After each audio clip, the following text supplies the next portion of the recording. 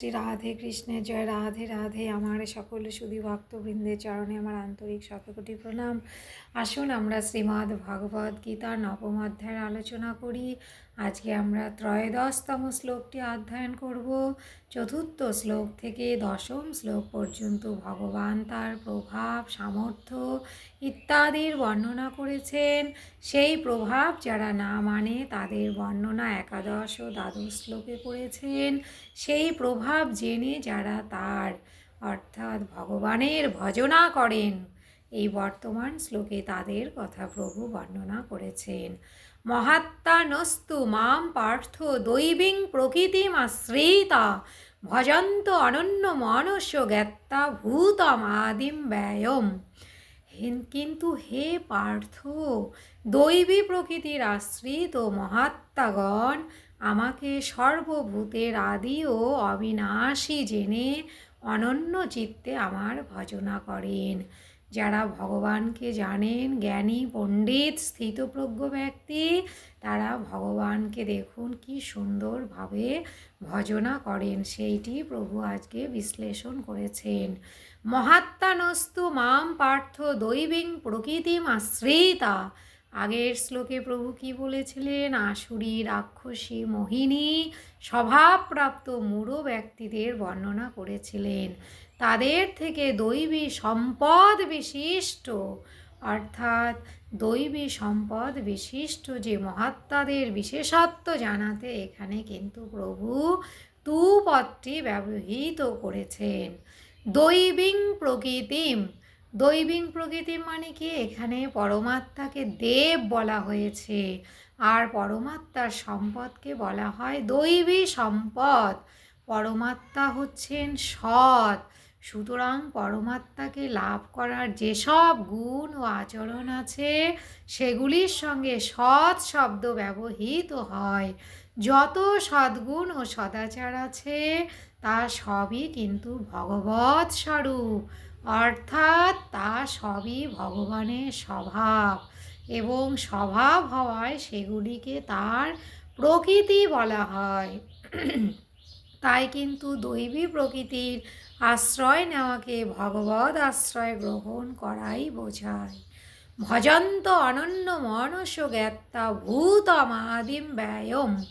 প্রভু কি বলেছেন? আমি সকল প্রাণীর আদি এবং অবিনাশী। এর তাৎপর্য কি? যখন জগৎ সৃষ্টি হয়নি তখন আমি ছিলাম, আর যখন সমস্ত জগৎ লীন হয়ে যাবে তখনও আমি থাকব।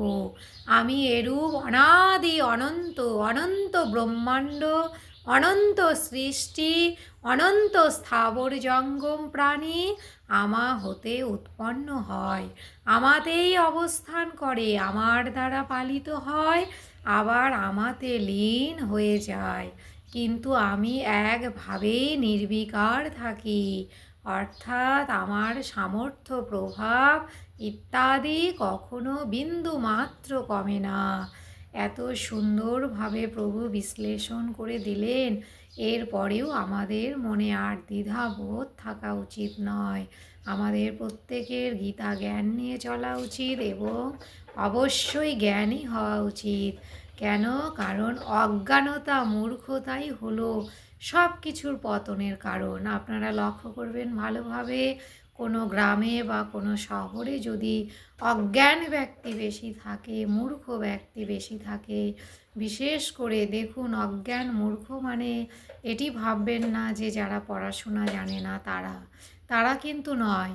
সেই শহরে বা সেই গ্রামে অনেক বিএ পাস বলুন, এমএ পাস বলুন, বিএড ডিগ্রিধারী বলুন, অনেক প্রফেসর মাস্টার রয়েছেন, কিন্তু তাদের মধ্যে ধর্মজ্ঞান কম।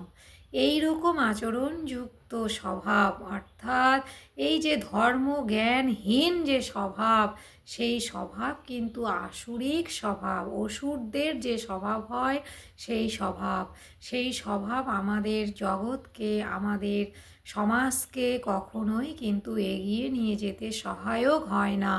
তাই আমাদের প্রত্যেকের কি উচিত? পুঁথিবিদ্যা গ্রহণ করার সঙ্গে সঙ্গে অবশ্যই গীতা জ্ঞান গ্রহণ করা উচিত। শ্রীমদ্ ভগবদ্ গীতার তত্ত্বজ্ঞান যদি না থাকে, আমি পূর্বের ভিডিওতেই বলেছি, অঙ্কের শুরুতেই ভুল হলে সেই অঙ্কটির উত্তর যেমন কিছুতেই মেলানো সম্ভব নয়, একই রকমভাবে গীতা জ্ঞানহীন হয়ে আমরা যত পুস্তকের জ্ঞান অর্জনই করি না কেন, সেগুলি কিন্তু আমাদের ইহকাল পরকাল সব কালের জন্যই সুখদায়ক আনন্দদায়ক হতে পারে না। সুখদায়ক আনন্দদায়ক তখনই হবে যখন আমরা জ্ঞানী হতে পারবো, পণ্ডিত হতে পারবো। তার জন্য কি করতে হবে? শ্রীমদ্ ভগবদ্ গীতার তত্ত্বজ্ঞান অর্জন করতে হবে। এবার আসুন গীতা মাহাত্ম্য নিয়ে আলোচনা করি। ত্রিভাগং পঠমানস্তু সোমযোগ ফলং লভেত, সরংসং জপমানস্তু গঙ্গা স্নান ফলং লভেত। 3 ভাগ পাঠে সোম যোগ ফল হয়, ষড়াংশ পাঠেতে গঙ্গা স্নান ফলদয়। দেখুন, গঙ্গা স্নান অর্থাৎ মা গঙ্গার সৃষ্টি কিন্তু স্বয়ং ভগবানের চরণ থেকে, অর্থাৎ ভগবান এত ঘেমে গেছিলেন স্বয়ং যে শিব ঠাকুর মহাদেবের নৃত্য দেখে, এবং অবশ্যই আমাদের যিনি আছেন নারদ মুনি, তিনি এত সুন্দরভাবে বিনা যন্ত্রে ভগবানকে স্মরণ করছিলেন। এই সমস্ত শ্রবণ করে প্রভুর শরীর থেকে যে ঘাম নির্গত হয়েছিল, সেই ঘামই কিন্তু মা গঙ্গা নদীর সৃষ্টি। অর্থাৎ মা গঙ্গা নদী মানে স্বয়ং ভগবান। সেই গঙ্গা নদীতে স্নান করলে আমাদের যে পাপ ক্ষয় হয়, সেই পাপ ক্ষয় কিন্তু গৃহে বসেও সম্ভব। সেটি কিভাবে? অবশ্যই শ্রীমদ্ ভগবদ্ গীতা অধ্যয়ন করে। দেখুন, এই যে কিছুদিন আগে আমাদের যে পুণ্য স্নান, মহাস্নান অর্থাৎ কুম্ভ স্নান হলো, সেই কুম্ভ স্নানে আমরা অনেকেই যেতে অক্ষম হয়েছি যে কোনো কারণেই। মনে দুঃখ করার কোনো কারণ নেই, কারণ আমরা গৃহে বসে যদি গীতা অধ্যয়ন করতে পারি মাহাত্ম্য সমেত এবং অর্থ বুঝে, তবে আমাদের সমস্ত তীর্থ ভ্রমণ করা হয়ে যাবে। এমনকি সমস্ত মহাস্নান করলে যে পুণ্য হয়, সেই পুণ্য অর্জন করা হয়ে যাবে। খুব ভালো থাকবেন। জয় শ্রী রাধে কৃষ্ণ।